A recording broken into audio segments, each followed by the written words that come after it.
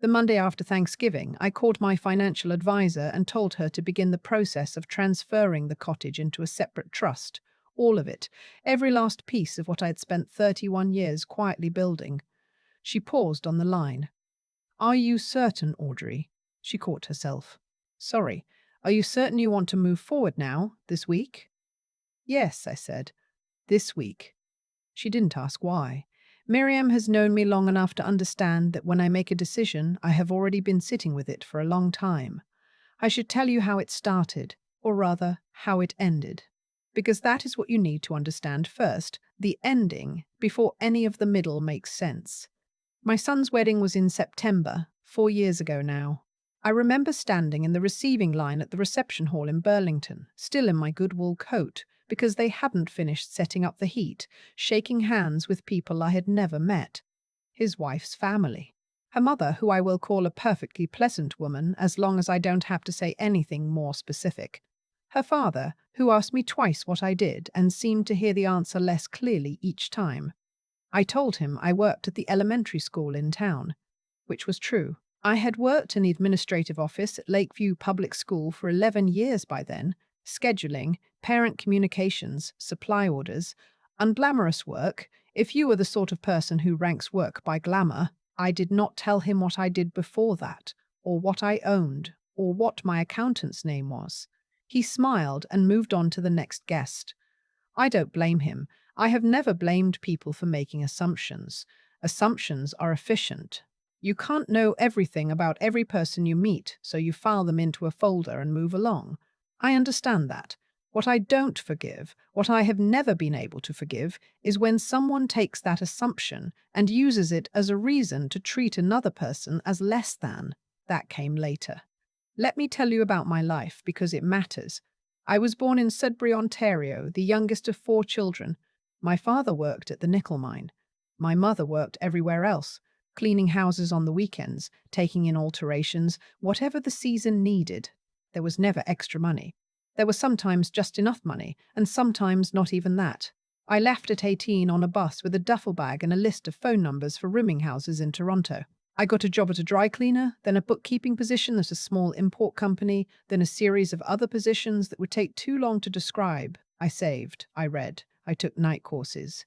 I married a good man when I was 26, my husband who passed in 2009, who was the most quietly capable person I have ever known. We bought a small house in Oakville, then a duplex. Then, when my husband's brother needed to sell a piece of land outside of Muskoka, we bought that too, because the price was fair, and we had the money sitting in a savings account doing nothing. We did not buy things to be seen buying them. That was never our way. We bought things that made sense. We invested carefully. We reinvested what came back. When my husband died, I was 53 years old, with 2 grown children, a paid-off house, a rental property in Oakville, a parcel of land that had turned into 2 cottages I rented seasonally, and an investment portfolio I will not describe in detail, but that would have surprised most people who knew me as the woman who brought a casserole to the school staff potluck and drove a 12-year-old Subaru. I kept working. I liked working. Work is not a punishment. It is the shape of a day and a reason to get dressed and a way of staying inside the world instead of drifting above it. My son and my daughter both knew I was comfortable. I had never hidden that. But I had also never made a point of it. I did not talk about money. I did not wave portfolios around at Thanksgiving. I am a private person by nature, and my financial life was private, and that was simply how I preferred it. My son understood this, or I thought he did. His wife was another matter. I noticed things gradually. The way you notice a smell in a room, not alarming at first, just present. The way she addressed me at family dinners. The way she described my house to her own mother on the phone once, not knowing I was in the hallway. Small but cozy, she said. She's done what she can with it. I am not a person who needs approval. I want to be clear about that. I am 64 years old. I have buried a husband, raised 2 children mostly on my own for the last 15 years, and rebuilt my financial life after a market downturn in 2002 that taught me more than any course I ever took. I do not require a daughter-in-law's validation. But there is a difference between not needing approval and watching someone you love start to see you through another person's eyes. My son began to change. Not overnight and not all at once. But I noticed the shift in the way you notice a door that used to open smoothly and now sticks a little. He stopped asking my opinion on things. He started arriving late to family events and leaving early. He told me once, in a tone I did not recognize, that maybe I should think about selling the house in Oakville because the maintenance must be a lot for one person. I thanked him for his concern and changed the subject. The moment that changed everything happened at Christmas last year. I had driven up to their place in Ancaster for the afternoon, a nice house, new build, bigger than it needed to be, which I did not say aloud. My daughter was there with her family. The grandchildren were running between rooms. It was the kind of afternoon that should have been easy. After dinner, we moved to the living room, and the gifts came out. I had brought a card for my son and his wife. Inside was a check, and also something I had been holding onto for several years, waiting for the right moment. It was a term deposit receipt. I had taken out a 5-year GIC in my son's name in 1998, when he was still in high school, as a long-term gift for his future. I had renewed it twice. By that point, with the interest compounded, it was worth just over $19,000. I had left it sitting because I wanted to give it to him when it felt meaningful, when he had something real to use it for. He opened the card, read the check, set it aside with a nod. Then he unfolded the deposit receipt and looked at it for a moment with an expression I could not read. His wife leaned over and looked, and then she laughed. Not a polite, confused laugh, a laugh that she let sit in the room. "A GIC from 1998, she said. "That's so." She shook her head, still smiling, and looked at my son. "I mean, okay." My son looked at me and then away. He said very quietly, "Mom, it's fine, thanks. Not what is this worth, it could be significant. Not wow, that's thoughtful. You held on to this for decades. Just, it's fine." His wife moved on to the next gift. My daughter caught my eye across the room. She didn't say anything, but her jaw was set in a way I recognized. I sat with my cup of tea and I said nothing. I am not a person who makes scenes. I finished my tea, helped clean up the dishes, kissed the grandchildren goodbye, and drove home. It took me 45 minutes to get back to Oakville. I cried for maybe 10 of them, which is more than I usually allow. Then I stopped because crying was not going to resolve anything, and I started thinking instead. I should tell you what that GIC was actually worth. 19,000 and some change is not a small amount of money. It is also not the sum total of what I had been intending to do for my son. Over the years, I had quietly structured several things with him in mind. His name was listed as a secondary beneficiary on one of the Muskoka properties. I had updated my will the previous spring to divide the estate 3 ways between my children and a small charitable foundation I had set up in my husband's name. My son's share, depending on market conditions and timing, would have come to somewhere in the range of $400,000. I had never told him this. I had wanted him to live his life without waiting for an inheritance. I had wanted him to build something himself and then receive what I left him as a gift, not a plan. But that was before the laugh. I am not an impulsive person. I did not call Miriam the next morning and make rash decisions. I waited 3 weeks. I watched. I paid attention. My son called once in that time to ask if I had the receipt for a bread maker he had given me for my birthday, which I thought was damaged. He didn't ask how I was. He didn't mention Christmas. That was the answer I'd been waiting for. In January, I asked my daughter to come for tea on a Saturday afternoon. Just the 2 of us. She is a different person from her brother, my daughter. More like me in temperament, though she would not thank me for saying so. She sat at my kitchen table and I made her a proper pot of tea and I told her, plainly, what I had decided to do. I wasn't asking for her opinion. I was giving her information she deserved to have. She listened to the whole thing without interrupting, which is something she learned from her father. When I finished, she said, "Mum, the property, the trust is already drafted. Miriam's office sent the paperwork last week." She looked at her mug. "Does he know?" "No." When are you going to tell him? When it's done. She nodded slowly. She looked like she wanted to say more and thought better of it. Then she said, I'm not going to pretend I think this is wrong. I reached over and patted her hand. I know you're not. I should explain what I had restructured because people always want to know the specifics. And I think they deserve them.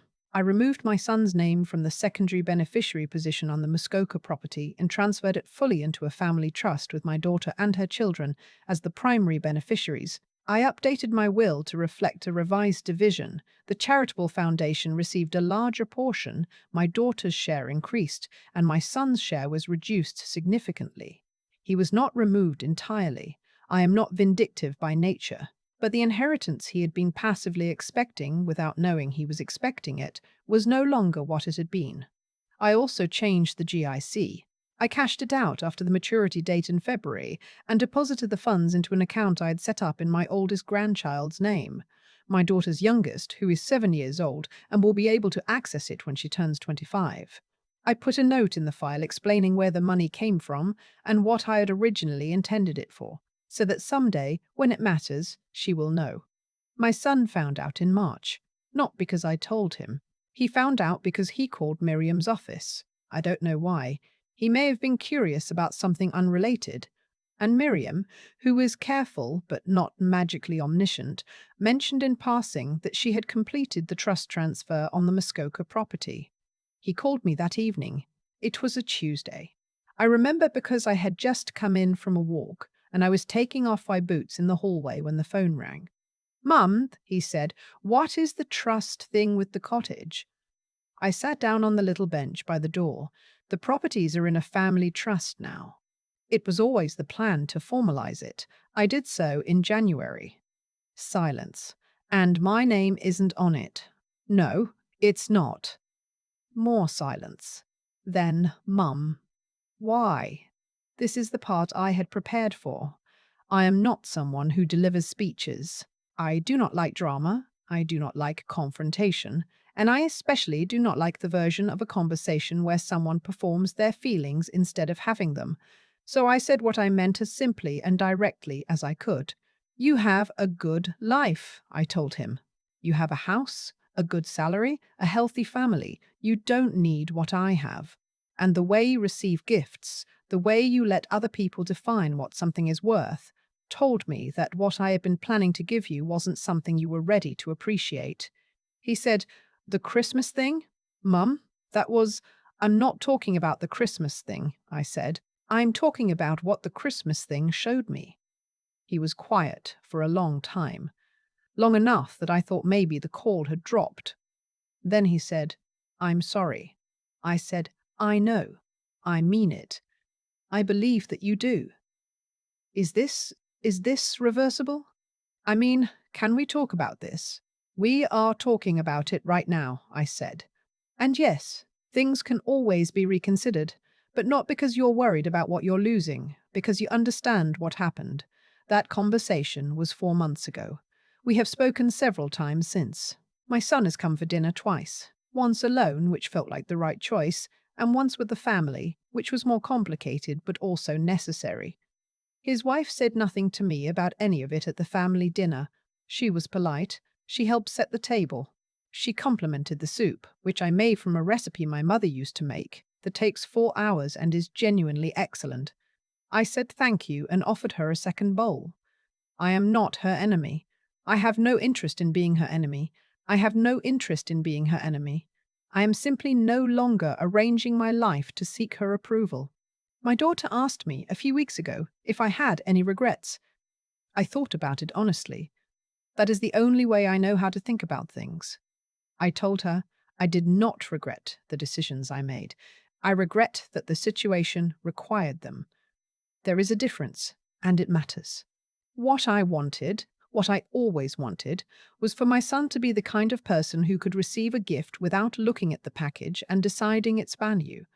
That is not a wealth thing. That is not even a gratitude thing, exactly.